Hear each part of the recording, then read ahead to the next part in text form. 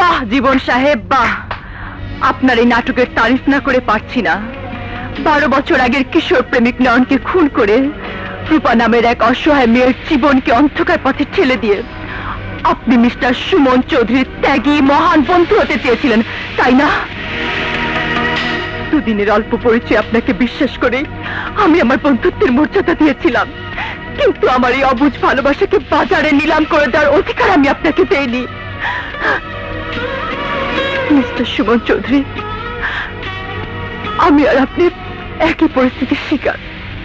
না দোষ আপনার, না দোষ আমার।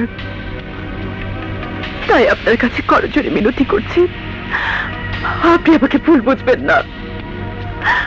আপনার মায়ের ইচ্ছে আমি পূরণ করতে পারলাম না।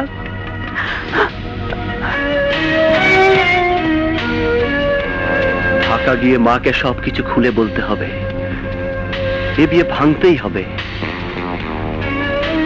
আমি ঢাকা চললাম জীবন। সুমন, সুমন দাঁড়া। দাঁড়াও নয়ন, আমার শেষ কথাটা শুনে যাও।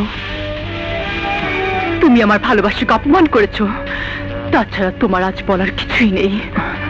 তুমি অন্তত আমাকে ভুল বোঝো না রূপা।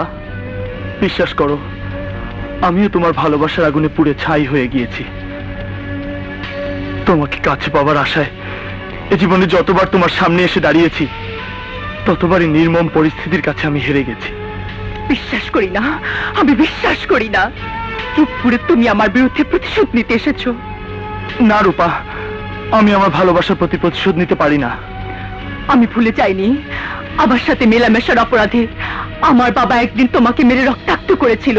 আমি ভুলে যাইনি একজন ড্রাইভারের ছেলে হয়ে শিকদার মহলের অন্তরে ঢোকার অপরাধে বাবা তোমাদের অপমান করে বাড়ি থেকে তাড়িয়ে দিয়েছিল। তুমি সেই নয়ন, চৌধুরী মহলের সন্তানের মর্যাদায় বড় হয়ে তাদের বিশাল শান শওকত আভিজাত্যের দাপট নিয়ে আমার দুর্দিনের দুর্বলতার সুযোগ নিয়ে প্রতিশোধ নিতে এসেছো। আমার ভালোবাসাকে কলঙ্কিত করেছো। না রূপা, তুমি আমাকে এত বড় মিথ্যে অপবাদ দিও না।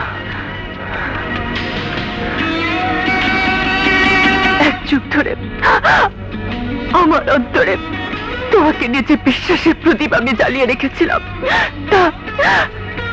তা আমি আজ নিজেই নিভিয়ে দিয়ে গেলাম। তোমাকে তোমাকে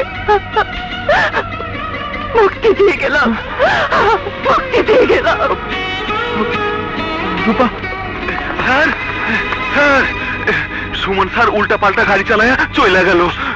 আপনি তারে ফিরান স্যার, আপনি তারে। আমার গাড়ির চাবি কোথায়? আমি রূপার ছেলেবেলা সেই কিশোর প্রেমিক নয়ন।